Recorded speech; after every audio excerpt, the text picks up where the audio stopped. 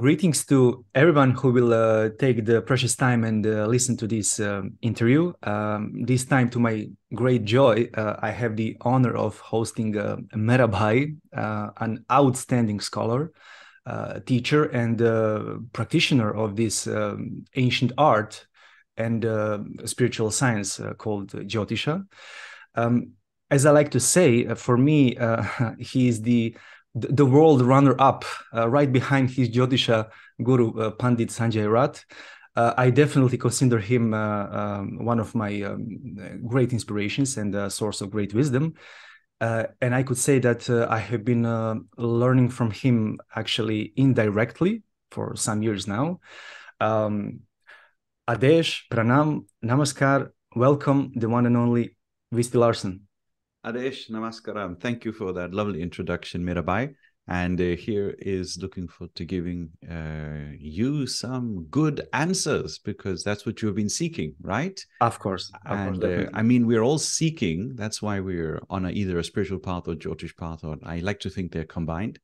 I try to also study continuously. I've been studying now for more than 20 years in the topic of Jyotish.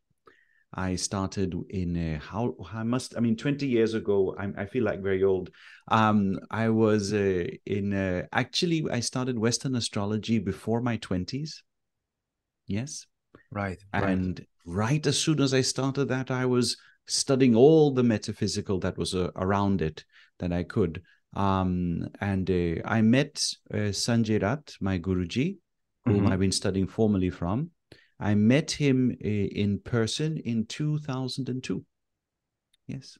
21 I correct myself, 2001. 2002, I joined and became part of the Parampara formally. Yes. So 2001. Beautiful. So it's been some time, 22 years now. Yes. Exceptional. And about the Parampara, how does the Jyotisha Parampara that you belong to differ from the others? It wouldn't be fair to say there's a real difference, but differences come up. Differences show up because all the paramparas are essentially originate from one source, and that is Veda Vyasa. All right. And so along the way, small differences pop up, we notice. And so the parampara I'm part of is the parampara of Achyutānanda Dasa. And Achyutānanda Dasa was among the Panchasaka, the 5 students of Chaitanya Mahaprabhu in Kalinga, Orissa. Right. And he formed the here he's part of what is considered the Utkaliya Vaishnava, the Uttara Kalinga, the northern Kalinga, the northern Orissa, if you will, Vaishnava. Yeah. Yeah. And so obviously having that backdrop, it's also colored by that school of thought that was prevalent at the time.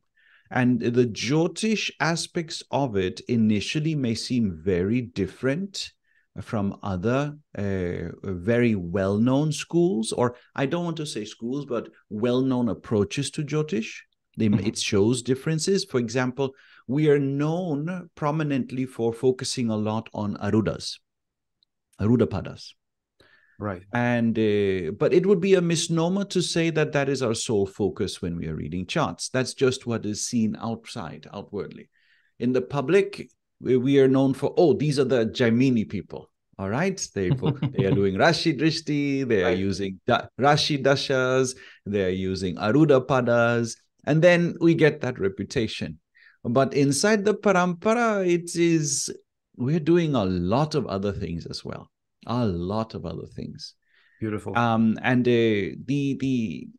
it's important to put across that the reason why it looks different, our Parampara looks different, is because a large, vast number of schools who study Jyotish nowadays are studying Jyotish from what is called Laghu Parashari. Okay? The short version. Laghu literally means short, and they admit it's the short version of Parashara. Some try to say it's the condensed version of Parashara. Okay? Right. But it's not. It's missing a bunch of things. All right?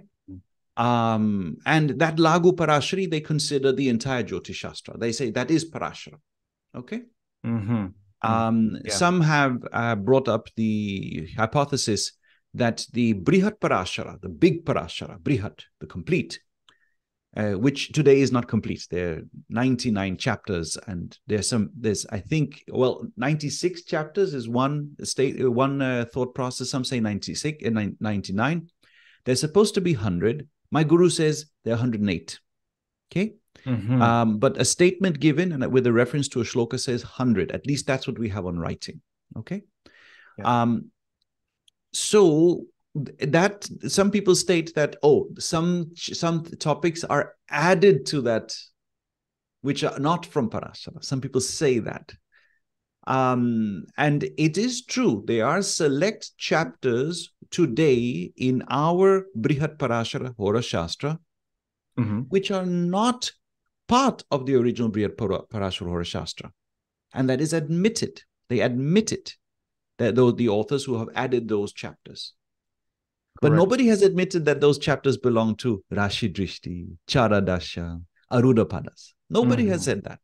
The chapters they say are added are not related to those topics. And you have the nine translation of Brihat Parashara Hora Shastra, right? Well, that's not hard to access. If you do a little bit of research, you can find many Hindi versions, Hindi translations of Parashara easily available on archive.org. All right, very old ones from the 1930s. Khemraj Publications has in the day published some of these. It's quite nice to be able to access this in the digital era that we're today, because they're very old in considering book writing and Jyotish Shastra today. Right. And in those you spot that some shlokas differ quite significantly. There is, in fact, somebody who is putting together a comparison on each chapter and each shloka. It's very lovely to see. We should have more of that work done. I won't say who's doing it because I don't want them to be interrupted, but they're doing a fantastic job. Okay. And it's thrilling to see the work. Very, very thrilling. And it's not that they're the only ones. There has been some recent publications of Brihat Parashara who have brought into question the shlokas that are in the two common translations by Sharma and Santanam. I could get into a long expose on Brihat Parashara and English translations, but a very recent one has come out. I forget the author at present. I'm sorry to say, I'm not doing justice to that person's hard work, where the shlokas are quite different. And those shlokas look very much like what we call Lomasha Samhita. Okay. Lomasha Samhita. Okay. And that's very nice to see, because there is a train of thought that says that Lomasha was among the first to get the Jyotish Shastra. I've seen another opinion on that, but Parashara is supposed to be the most, I don't want to say authentic, but the most popular. And I say popular as in, it's popular as in throughout time. Right. Not just recently, but throughout time. It's been accepted as the best version of Jyotish Hora Shastra for today. Okay? And I say for today as in since Parashara wrote it. Yeah. And that's why it's when you speak to traditional Jyotishas, they swear by Parashara. Okay? And we also do. Some people say we're Jaimini people. If you read Jaimini, those 4 adhyayas we have, you can't do Jyotish with that. You can't. Even Jaimini says, please look at the other Shastras to fill in the gaps of these and these details. So he's saying this is not enough. He even calls his sutras Upadesha Sutra, which means he's adding on to somebody else. Correct. And we know that the Jaimini that is the most commonly known is also the student of Vedavyasa, and Vedavyasa is the son of Parashara. So it's the same school. Yeah. And many of the topics are the same.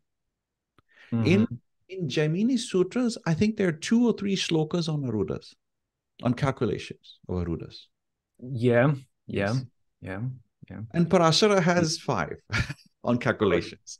All right. At least, I mean, I can't remember at present. Is it 3 or 5? But they're shlokas, long shlokas. Parashara has written more Narudas than Jaimini has. Yeah, most of the people don't know that. Yeah. Parashara has written more on Rashi Dashas than Jaimini has. Okay? Parashara has a whole chapter dedicated to Rashi Drishti, and Jaimini has one sutra. Okay? Yes. One sutra. So it's not fair to say that Jaimini is the brand owner when it comes to those topics. It's just not fair. Right? So when we talk about what differs, I think it's relevant to say that most of the schools that have been popular before my guru's school came into the foray, into the public, have been relying on what we call either Lagu Parashari or a type of book which is called a Chandrika. A Chandrika is a very condensed, like Parashari, a condensed, abridged form of the various schools of thought on Jyotish. They're very useful to learn Jyotish quickly. B.V. Raman, for example, which I know we will have a small discussion on today. Yeah. When he was instructed, he tells us in his autobiography that he was instructed to learn a Chandrika by hand to learn Jyotish. Okay? Jataka Chandrika, it was called. But you can't be sure when somebody says Jataka Chandrika, which Chandrika they're referring to necessarily. There are many Chandrikas. There's even a Jaimini Chandrika. Yes. So that's what has been what we call the popular, common sources of Jyotish in recent era. Not to say that there's anything ill in them. B.V. Raman did not rely on only Chandrikas. He also explains he has a very, very vast compendium of knowledge, one of which is he kept quite well to himself, was Dhruvanadi. Yeah. Dhruvanadi. Dhruva, yeah. But there's so many things. And, Jyotishas, they travel around and they learn different things. They learn different prashna techniques.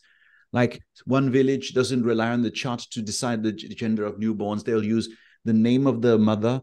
They'll use the Tithi and Vara, I think Vara at the time, and they'll do a calculation and they'll know the gender of the child that's coming up based on prashna. Okay? And there are like 4 prashna techniques I know, which are not even opening the chart beyond seeing the lagna at most. What is the direction of something lost? Okay, what is the lagna? What's the panchanga? What is something? Okay, that's where the thing is. So Jyotishas learn also these auxiliary methods, and we use them.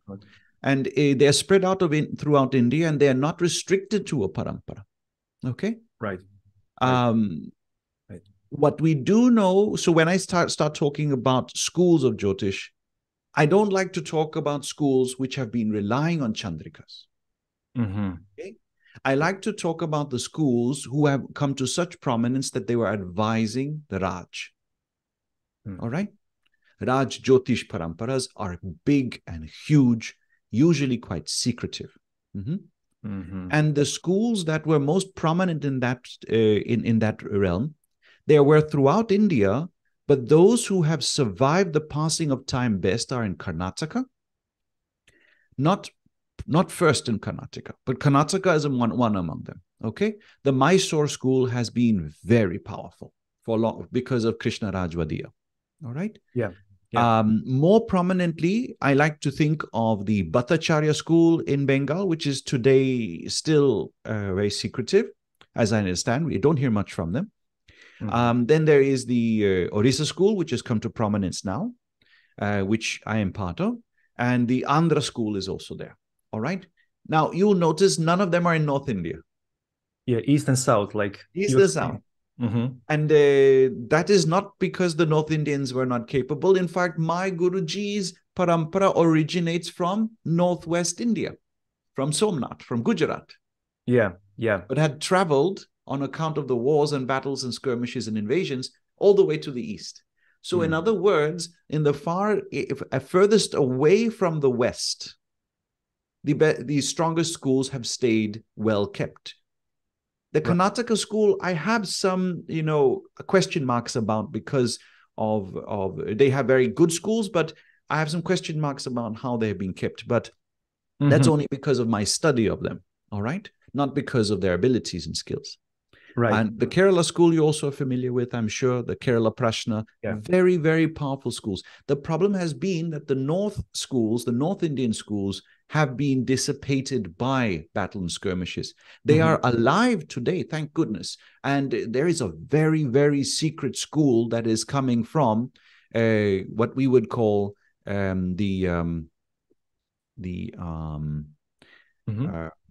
is a specific there's a very, very powerful school which is still very secretive, which has come from the old India, which was part of Pakistan today. Okay. And it's very, very secretive, very, very secretive. And there is a word that I would use for this school: the Kashmiri Brahmins. Kashmiri Brahmins, very powerful Jyotish. And the interesting thing is, their Jyotish is using Arudas, Rashi Trishnas, Panchanga in a very big way. And it is a Raj Jyotish school. They are very powerful, but very secretive. You mentioned Kerala. We talked about the Deva Keralam in when we met in Novi Sad, actually. But the essence of what you're telling us here is that the epicenter is in the east and east-south region of Bharat. So far. It has moved, obviously. I'm sure it's moved many times. The truth is, Parashara and Jaimini were living in North India. And it is only because of the dissipation of North India through a cultural mix, which is not amiss, the cultural mix. India is very known for cultural mixes, have taken in cultural mixes very well. Take Varaha Mihira. He's a Mihira. He is known that his family originates from Iran. He's a second generation Iranian, and he lived in Ujjain. His father came to Ujjain. Varaha Mihira was born there. His name was Mihira. Varaha was his title because of his predictions. And he was an advisor to the Raj. Okay. He was a great Surya worshipper, like the Mihiras are supposed to be. Mitra worshippers, I think, is the common term used today. All right. So that is, at least in the West. And so that is where he's from. And this is normal for India. India took in, I like to say we, but India took in a lot of culture from different places and incorporated it if it worked. Okay. Correct. Tested and Yes. Correct. Tested part of India. Okay. Would you like to add something considering the parampara, or should we go to the very interesting next question that I have for you? Let me see about the parampara. So those are the differences, but I think what is the biggest difference is really what I am noticing more and more is part of the spiritual heritage that came from Kalinga.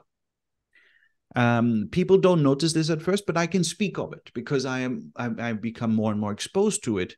And in that, I realize I'm quite privileged to be part of this.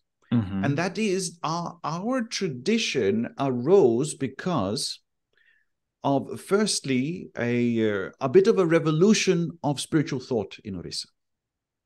It was a revolution of spiritual thought because in Orissa, the dilemma was, at least according to Chaitanya Mahaprabhu and the Panchasaka, that there was a big divide between the spiritual epicenters, which were considered the high Brahmins of Orissa, and the rest of the population in Orissa, of Kalinga. Right. And the Panchasaka rebelled against this. They wanted spirituality to be accessible to everybody. They translated the Puranas into the local script of Oriya, so everybody could read it. Much like you could argue how the Protestants wanted to make the Bible available to everyone. Much like that. But in doing so, they didn't water down the teachings. They mixed Buddhism, and I say Buddhism, oops, what happened here? Hinduism and Buddhism mixed, what happened here? All right? You are from the Nath Sampradaya. That's not an issue. Okay? Nath is extremely broad. Indeed. But what was very unheard of, and it was criticized also, was how, for example, Achyutānanda's works speak of the concept of shunya, which is a very Buddhist practice, very much Buddhist concept, the part of Shunya worship. Right. He has a whole samhita called Shunya Samhita. Okay. Yeah, I've heard. He mentions the Buddha in his works, but all his works are aimed at a Vaishnava practice with mixes. We can say mixes, but not complete. And so our parampara is mishra, very mixed, very mixed but organized, okay? Yeah. Which is very nice, because it means that if somebody says, oh, but you're Vaishnavas, so how come you're giving Shiva mantras to a person? I said, what defines me as a Vaishnava is that the whole world is of my family. Correct. So the devatas must all be my family. How can I differentiate? Correct. If I'm a pure Vaishnava, that should be my philosophy. I cannot be singular in my approach. Correct. And that is how we approach this concept. It's Vasudeva Kutumbakam. Okay? Yes.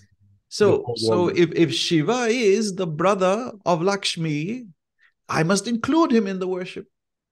Correct. Right? Correct. Yes. That is the attitude. So it's a very big parampara because of that. All right? And very this is interesting. You as a Vaishnava, okay, but your Ishta Devata is Shiva. Yes.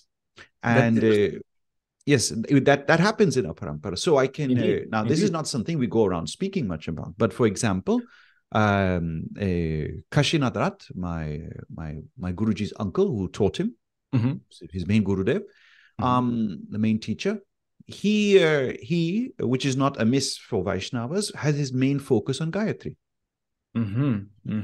His father Jagannath Rat, his name is Jagannath, a form of the Rupa Vishnu, if you will, the Rupa Vishnu, we like to say in Orissa, and he worshipped Shiva. His entire focus was Shiva and only Shiva. Okay, Shiva was his Ishta. I don't know about his father Somnath Rat, but it would not be amiss to think that Somnath was worshipping Jagannath. Okay. Because it somehow is that mixture, they go from father to son, and they one by one they worship the other, with a slight mixture when it comes to Kashinath. I cannot say who Kashinath's Ishta was. We know that his focus was primarily on Gayatri and Vishnu. That we know. Okay. So this is the parampara. We don't restrict the devata focus. We are focused on what is needed for the individual. Right. And are open that way. And so this spiritual revolution in thought meant that the Maha Mantra was spread everywhere in Orissa, but mixed with the traditions. Like there is a fabled, I call it a fabled creature called the Navagunjara. Maybe I haven't pronounced it correctly, so somebody might correct me. It's a form of an animal, and it has 9 different animal parts put together. Nava. This is this practice was in the villages. That's how they did the worship. And we put the Navagrahas in there, of course, because we can, Navakunjara. And then each of those are this whole animal is worshipped together as a whole together. All right? That's a village type of worship. Indeed. Okay? So we have Shunya, we have Navagunjara, we have the entire Shaiva and Shaiva Agamas, we have the entire Pancharatras, we have the entire Puranas, we have the Veda, Vedanga, full. That's what we like to say. I can't say we have everything. And what I discovered recently is many of our practices are coming from Nata Sampradaya also. We talked with the Guruji as well. Yes, about it. Yes. Which is very interesting. And what I only discovered by chance, because I was studying different Nata texts, and I realized, oh, this is how we practice it. I haven't seen it anywhere else. Okay, very interesting. The connection. So yes, that's where it becomes very interesting, because there are many different sampradayas who are not as mixed when it comes to their spiritual practices. Yeah. But Jyotishas have to adapt to every single form of divinity available in this universe. This is not the Jyotish, in the way I was taught, is not to be restricted to practices only of Vedic devatas. Or when I say Vedic devatas, I'm biased. I consider all of them Vedic devatas. Somebody says Shiva is not in the Veda. I'll find Shiva in the Veda. I have shlokas. I have rigs, excuse me. I found. Right. All right? Somebody says Saraswati is not a devata in the Rig Veda. No. Pavakana Saraswati Vajibhir Vajinivati. All right? Immediately. Durga is she not there? Vidurga Vidvisha Puro. She's also there.